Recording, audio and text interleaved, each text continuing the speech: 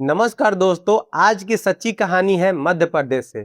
Screen पे जो महिला दिख रही है ये काफी ज्यादा सुंदर होती है, लेकिन यही सुंदरता के कारण अपने पति को ऐसा बेरहमी से कत्ल करवा देती है जिसको सुनने के बाद आपका होश उड़ जाएगा कि कोई पत्नी ऐसे अपने पति के साथ कैसे कर सकती है। आइए इस पूरे घटना के बारे में विस्तार से जानते हैं इस वीडियो के माध्यम से। मेरे चैनल पे नए हैं तो चैनल को सब्सक्राइब कर दीजिएगा और वीडियो को लाइक कर दीजिएगा। इस कहानी को पूरा लास्ट तक जरूर से देखिएगा, ये सच्ची कहानी है। आइए इस वीडियो को शुरू से शुरू करते हैं। एक घटना है मध्य प्रदेश की। स्क्रीन पर जो महिला दिख रही है इसका नाम है प्रियंका पुरोहित, जिसका एज हो रहा है 25 साल और इनके पति का नाम है देवकृष्ण पुरोहित और इनका एज हो रहा है 28 साल। दोनों का शादी बाल विवाह 2015 में हो जाता है, क्योंकि इनका शादी मतलब कि घर वाले सोचते हैं कि ये मतलब रिश्ता बना भी रहेगा और इनका बाल विवाह कर देते हैं। 2015 में दोनों का बाल विवाह हो जाता है और प्रियंका का शादी कुछ दिन के बाद जब वो बालिक हो जाती है तो देवकृष्ण से शादी हो जाता है। शादी के बाद ही जो प्रियंका होती है वो देवकृष्ण को चिढ़ाते रहती थी कि तुम काले हो और मेरे टाइप के नहीं हो, तुम मेरे लेवल का नहीं हो। और दोनों में आपस में झगड़ा उसी बीच को लेकर, मतलब काला और गोरे के लेकर आपस में झगड़ा होते रहता था। दोनों में मनमुटाव चल रहा था। अक्सर जो घर के परिवार होते हैं देवकृष्ण के, वो अक्सर देखते थे कि प्रियंका के बीच और देवकृष्ण के बीच दोनों के आपस में मतभेद हुआ करते थे। और इनकी बहन जो है देवकृष्ण की, वो बोलती है कि जो भाभी थी वो भैया को नहीं लगाती थी, हमेशा उनको डांटती थी, फटकारती थी और अपने कमरे में भी नहीं सोने देती थी और अक्सर वो फोन पे बिजी रहा करती थी। देवकृष्ण को पता चल गया था कि इसका कहीं ना कहीं अफेयर चल रहा है और जो देवकृष्ण के जो सिस्टर होती है, मतलब कि बहन, उनको भी पता चल जाता है कि मेरी भाभी का चक्कर कहीं और चल रहा था। और उनकी बहन जब बाहर झाड़ू लगा रही होती है घर से बाहर, तो एक दिन एक लड़का आता है बाइक से उतर कर देख रहा होता है और जो प्रियंका होती है वो जो घर का मतलब कि रूम का जो खिड़की होता है वो बाहर से आकर देख रही होती है उस लड़के को। उस लड़का का नाम है कमलेश और उसका एज 31 साल हो रहा था। प्रियंका खिड़की से देख रही थी और जो कमलेश होता है बाइक पर बैठकर टाटा कर रहा था और जो उसकी सिस्टर होती है देवकृष्ण की, वो देख लेती है, लेकिन प्रियंका को पता नहीं चलता है। लेकिन जब प्रियंका मतलब पीछे मुड़कर देखती है तो घबरा जाती है और वापस अपने बेडरूम में चली जाती है। लेकिन जो उनकी सिस्टर होती है उनको शक हो जाता है और जैसे ही प्रियंका घर के अंदर जाती है वहां पे जो बाइक पे लड़का होता है वो भी भाग जाता है। तो ये शक की निगाह से देख रही होती है और अपने भाई देवकृष्ण को बता देती है बहन। और इस घटना को लेकर घर में आपस में झगड़ा शुरू हो जाता है। फोन पे ज्यादा बात किया करती थी प्रियंका, अब देवकृष्ण उनसे पूछने लगते हैं कि तुम कहाँ बात करती हो, तो ये बोलती है कि जीजा से बात कर रहे हैं, तो मम्मी से बात कर रहे हैं। अक्सर फैमिली के मेंबर को नाम ले लेकर अक्सर अपने बॉयफ्रेंड के साथ बात किया करती थी। रात के बीच में करीब 11 बज रहा था और दोनों खाकर अपने बेडरूम में चले जाते हैं, देवकृष्ण और प्रियंका। और दोनों के बीच में लड़ाई शुरू हो जाता है उसी बात को लेकर कि वो लड़का अक्सर कौन था जो तुमको घूर कर देख रहा था। मेरी बहन झूठ नहीं बोल सकती है, उसका नाम बता दो।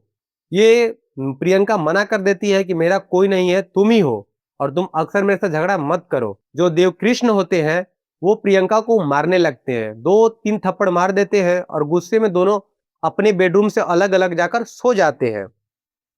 प्रियंका का गुस्सा आता है और वो अपने बॉयफ्रेंड कमलेश के पास कॉल कर इस घटने के बारे में पूरा बता देती है। और शादी के कुछ दिन ज्यादा भी समय नहीं हो रहा है, शादी का लगभग मुश्किल से 6 से 7 महीना शादी के हो रहा है और दोनों के बीच में काफी ज्यादा मतभेद हो चुका था। ऐसा समय आ गया था, मतलब ऐसा टाइम आ गया था कि दोनों डिवोर्स लेने वाले होते हैं। ऐसा टाइम आ जाता है क्योंकि दोनों में मनमुटाव हो जाता है। कमलेश ये सब बात सुनकर काफी ज्यादा गुस्सा हो जाता है और वो सोचने लगता है कि तुम्हारे पति को अब रास्ते से हटा देने में ही भलाई है, तभी हम दोनों अच्छे से जीवन जी पाएंगे और साथ में रहेंगे। और इसका हाँ भर देती है प्रियंका। वो सोचने लगती है कि ठीक है तुम्हारा प्लान सही है, लेकिन देवकृष्ण को रास्ते से कैसे हटाया जाए और पुलिस से भी हम लोग को बचना पड़ेगा, गांव वाले के लोग से भी बचना होगा। प्रियंका और कमलेश प्लान बनाने लगते हैं। इनका 4 साल से रिलेशनशिप चल रहा होता है और 4 साल के रिलेशनशिप के कारण अपने पति का कत्ल का साजिश रचने लगती है प्रियंका, और जो कमलेश होता है वो एक किलर को हायर करता है जिसका नाम है सुरेंद्र भाटी। और जो प्रियंका होती है अपना जेवर बेचती है और 1 लाख रुपए अपने बॉयफ्रेंड मतलब कि कमलेश को दे देती है। और कमलेश उस शूटर को 31 मार्च 2026 को 50,000 रुपया एडवांस में दे देता है और बोल देता है कि अगर काम तुम पूरा कर दोगे उसके बाद 50,000 तुमको रुपया और दे देंगे। वो 31 मार्च को पेमेंट कर देता है, लेकिन 4 अप्रैल तक कुछ भी ऐसा घटना को अंजाम नहीं दे पाता सुरेंद्र भाटी। तो जो प्रियंका होती है वो दबाव डालने लगती है कमलेश के ऊपर कि तुम्हारा काम सफलतापूर्वक नहीं हो रहा है तो तुम उससे पैसा ले लो। अब कमलेश सुरेंद्र भाटी को कॉल कर कर बोल देता है कि पैसा तुम रिटर्न कर दो, तुमसे ये काम नहीं हो पाएगा।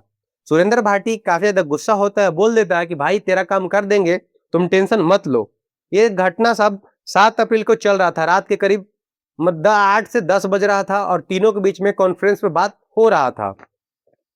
ये तीनों बात करते हैं और 7 मार्च को ही इन लोग प्लान कर लेते हैं कि अब देवकृष्ण को रास्ते से हटा लिया जाए, मतलब कि रास्ते से हमेशा के लिए हटा दिया जाए, तुम टेंशन मत लो।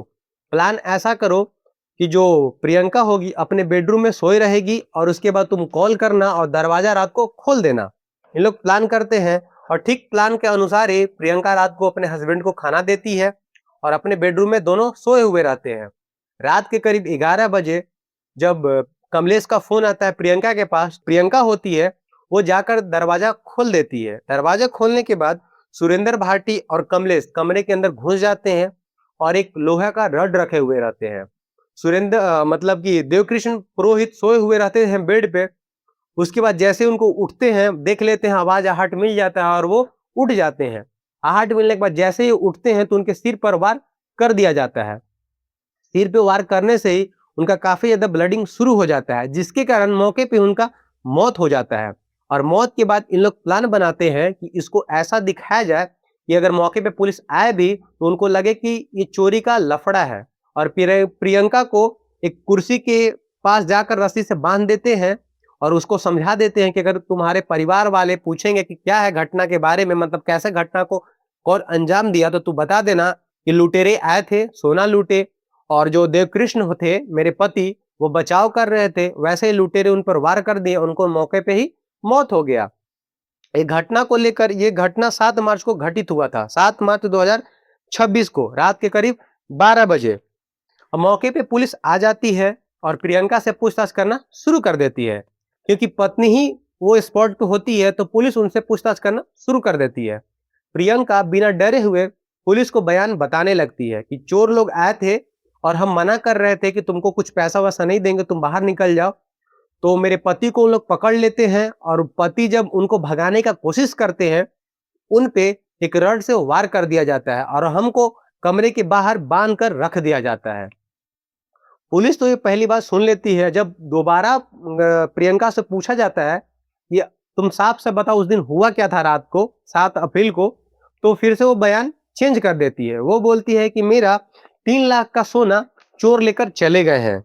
अब पुलिस 3 लाख का सोना और 50,000 कैश, तो पुलिस कमरे को अच्छे से तलाशी लेने लगती है। लेकिन उनको एक डाउट होता है कि जो प्रियंका थी वो हर 1 घंटे में अपना बयान बदल रही होती है। पुलिस को कुछ ना कुछ शक हो रहा था, क्योंकि अक्सर पत्नियां अपने पति को कत्ल करवा देती है अपने बॉयफ्रेंड के लिए।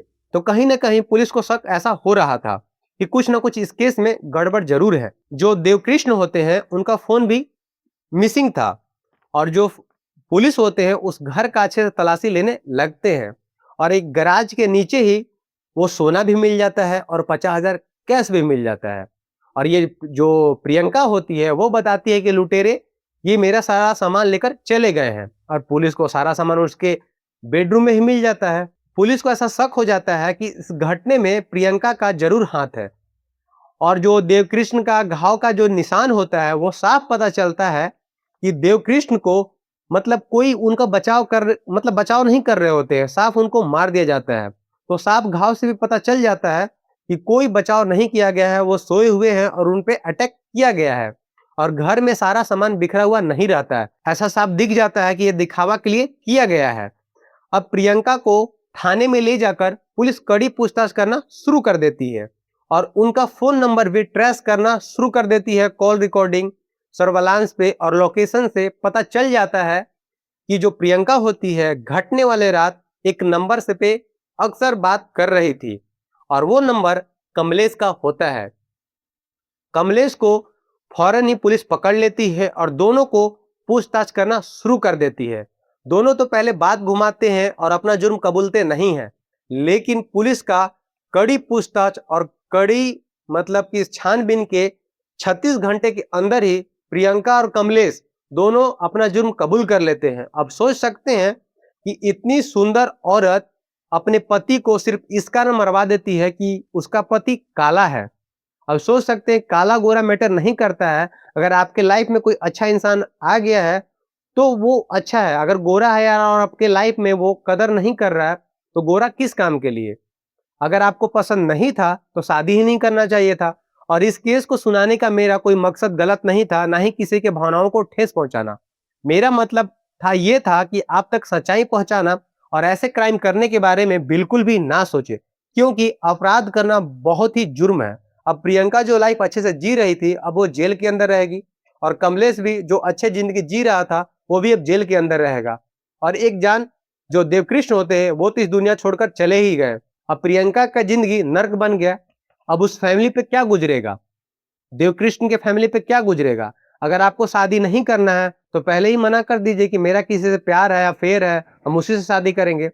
तो इस कहानी को सुनने के बाद आपका क्या विचार है मन में, अपनी राय कमेंट सेक्शन में जरूर से बताइएगा और इस वीडियो को शेयर कर दीजिएगा। और ऐसे ही सच्ची क्राइम वीडियो देखने के लिए मेरे चैनल को सब्सक्राइब कर दीजिएगा और वीडियो को लाइक कर दीजिएगा। आपको मिलते हैं नेक्स्ट वीडियो में किसी नई सच्ची कहानी के ऊपर। तब तक के लिए जय हिंद, जय भारत।